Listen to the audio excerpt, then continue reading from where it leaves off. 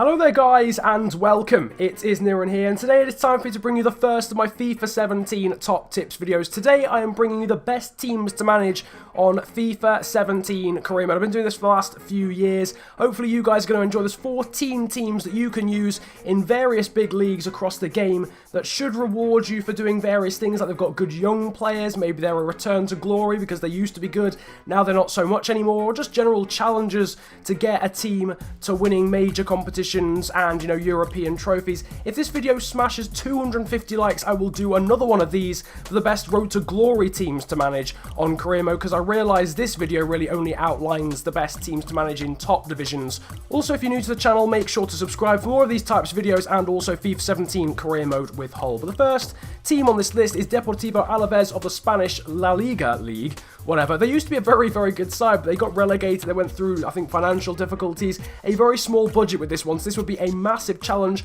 and also perhaps restoring them to former glory. They once got to the UEFA Cup final, not the Europa League final, the UEFA Cup final against Liverpool, but they lost, so maybe a challenge in this career mode would be to win a European competition eventually, but obviously it would take quite a lot of time. Deportivo Alaves there, the first team on this list. After that we have got West Ham United, a team with a very good young squad, and obviously the likes of Paye, Lanzini, some big stars, Faguli, Torre they bought as well this summer, Mazuaku as well. They've got a decent budget as well, plus they're playing at the Olympic Stadium too. You can see the board expectations are massively demanding on you. Domestic success is quite a big one, same as brand exposure, but apart from that it's not too much. They've got a good young side, they've got a big transfer budget, and they're playing in an awesome stadium, and I think that basically is a great reason to realistically go with West Ham United for a career mode. After that, we've got French side Lyon, the only French team actually in this list, and basically a team that you can return to former glory. I think they won 7 leagues on the bounce one time. They've gone through financial hardship a little bit in comparison to like Monaco and PSG.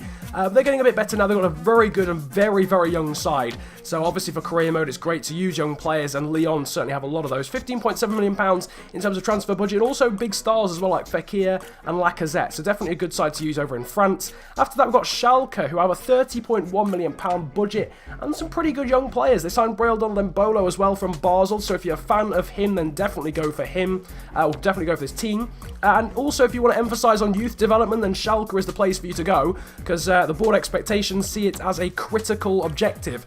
So you'll certainly have to be promoting youth academy players there, as well as sorting out your brand exposure too, and a decent budget as well when it comes to Bundesliga sides there for Schalke. Now next up we've got Inter Milan, once a powerhouse of European football, but not so much anymore. Juventus are dominating the Italian league, with Napoli and Roma sort of close behind. Inter and AC Milan have sort of been dropped back a little bit, and that's why Inter Milan will be a pretty decent club to start with in my opinion. Restoring them to former glory, winning European competitions, winning domestic competitions. They've got £34 million to play with and some pretty good players as well.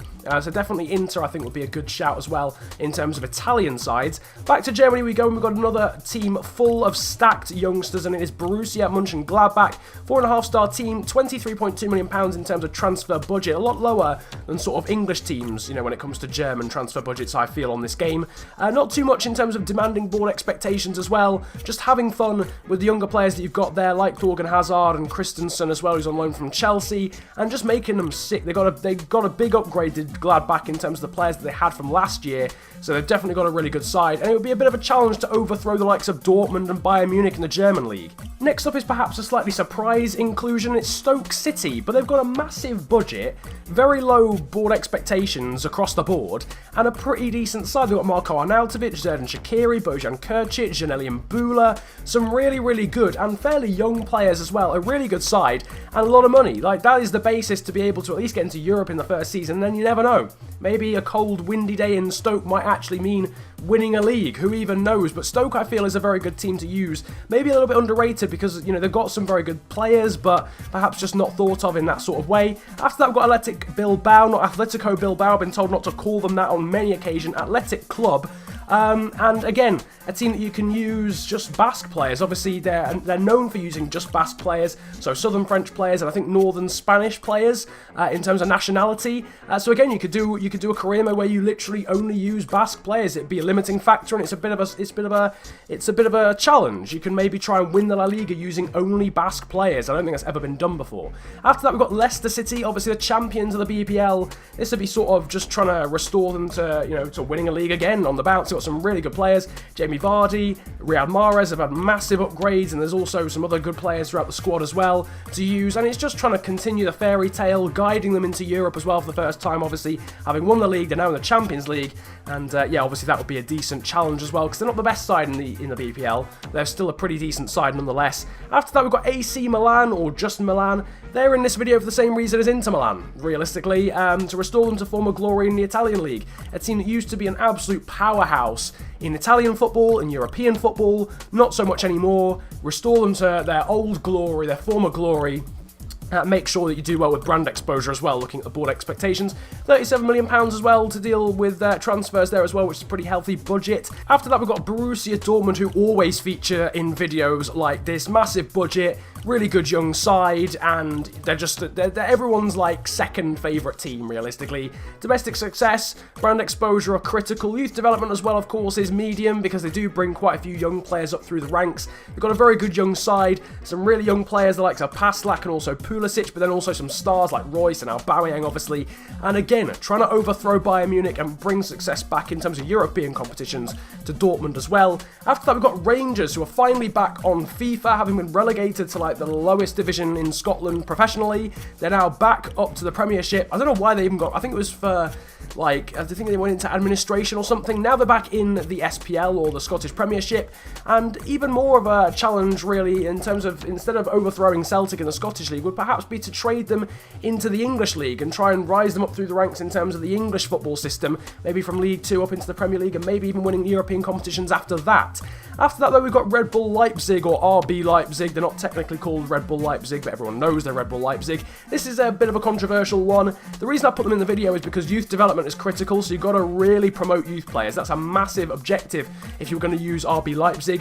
Plus, you've got a massive transfer budget as well, and it'd be an interesting story, wouldn't it? Let's be honest. Leipzig winning a Bundesliga, that would cause all sorts of controversy, so that would be a pretty good one to use. Again, healthy budget and also a big emphasis on youth academy players, which is always a good thing in career mode. And the final team in this best teams to manage video is Torino. Another one of them surprising ones, but again, nothing in terms of massive pressure when it comes to board expectations.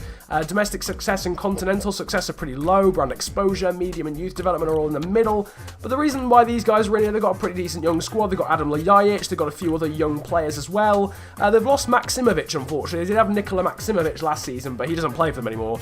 They've got Baselli, they've got another centre mid that I can't remember the name of right now, but they've got some really good young players, and again, you know, trying to overthrow the likes of Juventus, who are dominating the Italian league with a small team. It's what we all want to do in a career mode. We all want to take a small team and make them sick. That's realistically what we want to do, and that's what you can do with Torino, obviously, as well. But that is about it for this video. If you've got any suggestions for teams that you like to use in career mode, then drop that in the comments section as well. I know maybe you guys like to use like Barcelona or Real Madrid or United. The reason why those weren't in here is because they're kind of obvious. They're kind of teams that, you know, they don't really achieve all that much on top of what they already have with, if you know what I mean. So if you choose Barcelona, you're going to win Champions Leagues. Well, they're going to do that anyway. The reason why I put teams like this in is because it's some sort of a challenge. It's not an easy task to win tournaments, to change the team's fortunes or whatever. But again, if there's any teams that you like to use, drop that in the comment section as well. Again, if we could smash 250 likes, then I'll do another one of these for best RTG teams to use, or best teams to use for Road to Glory career mode, so like